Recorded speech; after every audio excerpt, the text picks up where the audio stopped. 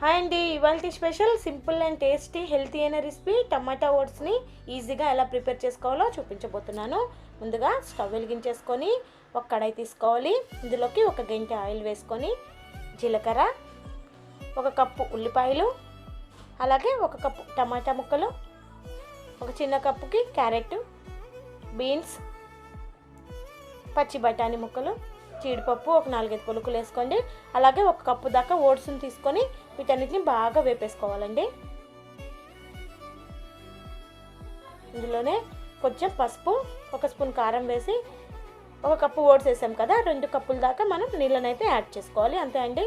ఇదండి ఓట్స్ అయితే మనకి రెడీ అయిపోయాయి. ఇప్పుడు కొత్తిమీరని వేసేసుకొని సర్వ్ చేసుకోవడమే. టేస్ట్ అయితే చాలా బాగుంటుంది. ఒక నిమ్మకాయ పిండి వేసుకొని మనం తినేద్దామండి. ఇదండి. Thank you for watching.